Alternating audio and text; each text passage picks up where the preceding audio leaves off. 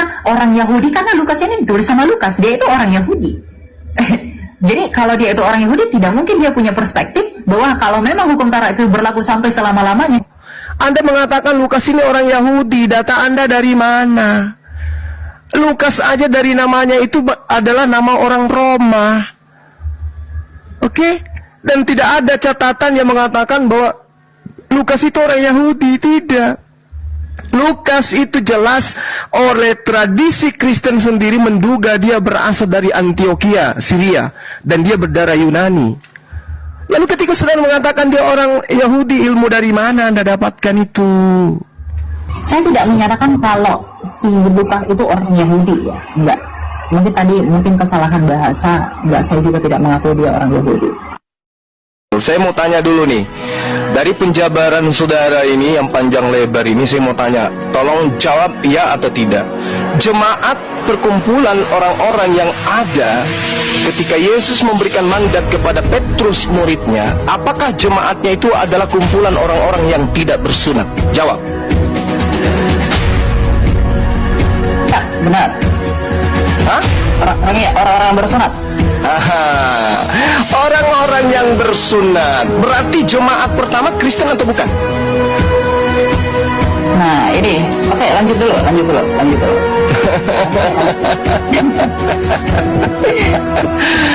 Saudara harus memahami bahwasanya Kristen itu di dalam pandangan Paulus sendiri adalah kumpulan orang-orang yang hidup secara kafir. Jadi jangan Anda ngadi-ngadi mengatakan jemaat pertama, gereja pertama adalah Kristen. No, nonsense, bullshit. Makanya perlu belajar, bukan hanya kecepatan berbicara. Mulut dan otak itu harus sinkron, Bung. Jadi jemaat pertama yang didirikan oleh Petrus adalah jemaat Yahudi, bukan Kristen. Kumpulan orang-orang yang tidak bersunat haram hukumnya masuk di dalam jemaatnya orang Yahudi sampai hari ini. Jadi jangan mimpi. Anda boleh lincah berbicara, tapi Anda tidak berdata. Oke? Nah, sekarang saya sadarkan kepada saudara, ketika saudara mengatakan Taurat itu hanya bayang-bayang, ilmunya dari mana? Dari orang Farisi, kan? Nah, itulah kalian, pengikut orang Farisi. Sementara Tuhan memberikan pernyataan yang sangat luar biasa di dalam pemahaman orang Yahudi itu sendiri, bahwa Taurat yang datang kepada Nabi Musa itu adalah jalan hidup yang siapapun yang menapaki daripada hukum Taurat itu dalam kehidupan orang Bani Israel, mereka akan mendapatkan hidup. Jadi tidak ada itu Kristen di situ, nggak ada. Anda mengatakan hukum Tuhan adalah bayang-bayang, itu mau Anda karena Anda Kristen. Tetapi orang Yahudi, di mana mereka adalah umat yang diangkat derajatnya oleh Tuhan, apakah pernah diajarkan Taurat itu bayang-bayang dan yang benar adalah ajaran Kristen? Mimpi. Itu mimpi tuh, Bung. Makanya Yesus mengatakan, wahai Bani Israel, waspadalah kepada orang Farisi. Tapi kalau di Kristen, wahai orang Kristen, rangkulanlah dengan orang Farisi. Coba Anda lihat itu dari kacamata perspektif kerangka berpikir Anda aja dulu. Kristen berasal dari orang Farisi atau bukan? Yes, orang Farisi. Siapa orang Farisinya? Paulus. Apa pembuktiannya? Pengakuan dari mulutnya sendiri. Di mana diterangkan? Filipi 3 nomor 5. Aku adalah orang Ibrani asli dari keturunan Benyamin. Aku adalah orang Farisi. Kata Yesus, waspada. Ini waspada. Dan betul saja. Sekali lagi saya katakan, kalau Anda cerdas, Anda orang terpelajar, satu-satunya pemain tunggal yang mendirikan agama, mendirikan sekte di luar daripada agama Yahudi yang dianut oleh Yesus, hanya Paulus. Sekte apa itu? Kristen. Orang Yahudi menyebutnya Nasrani. Itu diterangkan dalam Kisah Para Rasul 24 nomor 5. Jadi tolong teman-teman Kristen, mulai hari ini Anda imani dan percayai bahwa jemaat pertama adalah Kristen. Itu buyar. Tinggalkan itu adalah pembodohan. Jemaat pertama yang didirikan oleh Petrus adalah kumpulan ahli-ahli Taurat. Mereka adalah orang-orang yang bersunat. Mereka yang ketika masuk ke bait suci bukan duduk di bangku, tetapi mereka berdiri untuk sujud di hadapan Tuhan yang mereka. Sebelum masuk ke rumah ibadah mereka, mereka cuci kaki, cuci tangan, membasuh wajah dan seterusnya. Mereka wudhu. Sementara Kristen itu beda. Jadi jangan pernah mimpi jemaat mula-mula yang didirikan di atas batu karang itu adalah Kristen. Itu pembodohan. Catat itu. Jemaat yang didirikan Petrus adalah kumpulan orang-orang yang bersunat. Mereka adalah praktisi Torah. Ya, catat.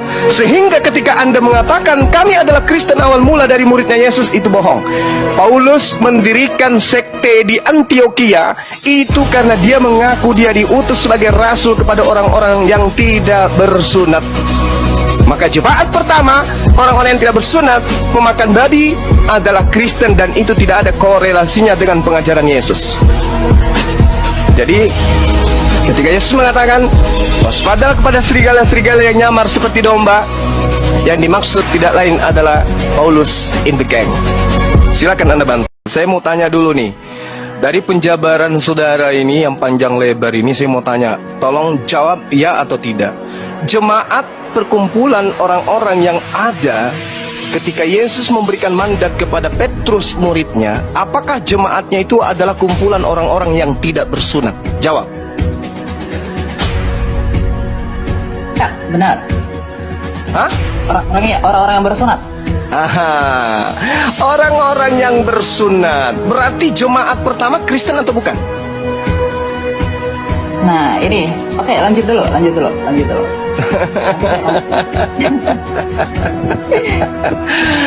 Saudara harus memahami bahwasanya Kristen itu di dalam pandangan Paulus sendiri adalah kumpulan orang-orang yang hidup secara kafir. Jadi jangan Anda ngadi-ngadi mengatakan jemaat pertama, gereja pertama adalah Kristen. No, nonsense, bullshit. Makanya perlu belajar, bukan hanya kecepatan berbicara. Mulut dan otak itu harus sinkron, Bung. Jadi jemaat pertama yang didirikan oleh Petrus adalah jemaat Yahudi, bukan Kristen. Kumpulan orang-orang yang tidak bersunat haram hukumnya masuk di dalam jemaatnya orang Yahudi sampai hari ini. Jadi jangan mimpi. Anda boleh lincah berbicara, tapi Anda tidak berdata. Oke? Nah, sekarang saya sadarkan kepada saudara, ketika saudara mengatakan Taurat itu hanya bayang-bayang, ilmunya dari mana? Dari orang Farisi, kan? Nah, itulah kalian, pengikut orang Farisi. Sementara Tuhan memberikan pernyataan yang sangat luar biasa di dalam pemahaman orang Yahudi itu sendiri, bahwa Taurat yang datang kepada Nabi Musa itu adalah jalan hidup, yang siapapun yang menapaki daripada hukum Taurat itu dalam kehidupan orang Bani Israel, mereka akan mendapatkan hidup. Jadi tidak ada itu Kristen di situ, nggak ada. Anda mengatakan hukum Tuhan adalah bayang-bayang, itu mau Anda, karena Anda Kristen. Tetapi orang Yahudi, di mana mereka adalah umat yang diangkat derajatnya oleh Tuhan, apakah pernah diajarkan Taurat itu bayang-bayang dan yang benar adalah ajaran Kristen? Mimpi. Itu mimpi itu, Bung. Makanya Yesus mengatakan, wahai Bani Israel, waspadalah kepada orang Farisi. Tapi kalau di Kristen, wahai orang Kristen, rangkulanlah dengan orang Farisi. Coba Anda lihat itu dari kacamata perspektif kerangka berpikir Anda aja dulu. Kristen berasal dari orang Farisi atau bukan? Yes, orang Farisi. Siapa orang Farisinya? Paulus. Apa pembuktiannya? Pengakuan dari mulutnya sendiri. Di mana diterangkan? Filipi 3 nomor 5. Aku adalah orang Ibrani asli, dari keturunan Benyamin. Aku adalah orang Farisi. Kata Yesus, waspada. Ini waspada. Dan betul saja. Sekali lagi saya katakan, kalau Anda cerdas, Anda orang terpelajar, satu-satunya pemain tunggal yang mendirikan agama, mendirikan sekte di luar daripada agama Yahudi yang dianut oleh Yesus, hanya Paulus. Sekte apa itu?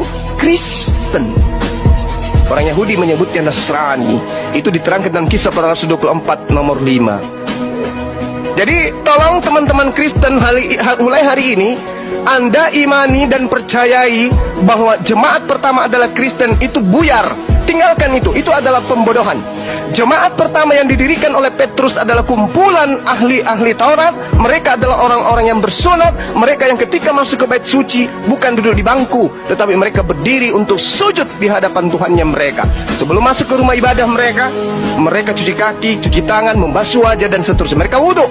Sementara Kristen itu beda. Jadi jangan pernah mimpi jemaat mula-mula yang didirikan di atas batu karang itu adalah Kristen. Itu pembodohan. Catat itu. Jemaat yang didirikan Petrus adalah kumpulan orang-orang yang bersunat. Mereka adalah praktisi Torah. Ya, catat. Sehingga ketika Anda mengatakan kami adalah Kristen awal mula dari muridnya Yesus, itu bohong. Paulus mendirikan sekte di Antioquia itu karena dia mengaku dia diutus sebagai rasul kepada orang-orang yang tidak bersunat. Maka jemaat pertama, orang-orang yang tidak bersunat, pemakan babi, adalah Kristen, dan itu tidak ada korelasi. Kita sudah sempurna dan selesai ditanamkan pada akhir abad ketiga, sebelum kedatangan tulisan-tulisan palsu itu. Jadi yang disebut kitab suci itu suci dari apa? Suci dari karangan manusia. Murni, semuanya adalah wahyu dari Allah. Itu yang disebut kitab suci. Tidak ada penambahan pengantar kata dari nabinya. Tidak ada tambahan pengantar kata dari penulisnya. Apa yang didengarkan, apa yang diwahyukan, itu yang dihafalkan. Tidak ditambah. Makanya hadits Rasulullah Muhammad SAW itu dituliskan nanti di abad kedua Hijriah. Setelah 200 tahun kurang lebih Rasulullah Muhammad SAW itu tidak ada. Baru hadits itu dibukukan. Kenapa? Rasulullah tidak mau kalau Al-Quran dibukukan, hadits juga dibukukan pada masa, pada tempat yang zaman yang bersamaan. Nanti bisa bercampur aduk. Rasulullah nggak mau. Jangan kau tuliskan apa yang berasal dari diriku, tapi tuliskanlah apa yang kuterima dari Allah. Itu. Nah sekarang posisinya adalah Al-Quranul Karim itu 100% firman Allah, karena tidak bercampur dengan perkataan Rasulullah. Sementara sumber satu-satunya Al-Quran itu adalah baginda Rasulullah Muhammad SAW. Kita sudah sempurna dan selesai ditanamkan pada akhir abad ketiga, sebelum kedatangan tulisan-tulisan palsu itu. Jadi yang disebut kitab suci itu suci dari apa?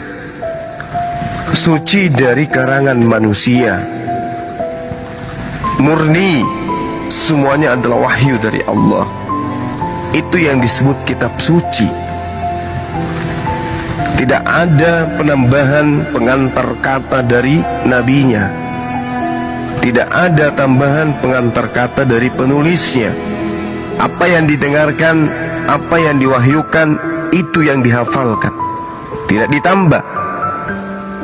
Makanya hadits Rasulullah Muhammad SAW itu dituliskan nanti di abad kedua Hijriah. Setelah 200 tahun kurang lebih Rasulullah Muhammad SAW itu tidak ada. Baru hadits itu dibukukan. Kenapa? Rasulullah tidak mau kalau Al-Quran dibukukan, hadits juga dibukukan pada masa, pada tempat yang zaman yang bersamaan. Nanti bisa bercampur aduk. Rasulullah nggak mau. Jangan kau tuliskan apa yang berasal dari diriku, tapi tuliskanlah apa yang kuterima dari Allah. Itu. Nah sekarang posisinya adalah Al-Quranul Karim itu 100% firman Allah, karena tidak bercampur dengan perkataan Rasulullah. Sementara sumber satu-satunya Al-Quran itu adalah baginda Rasulullah Muhammad SAW.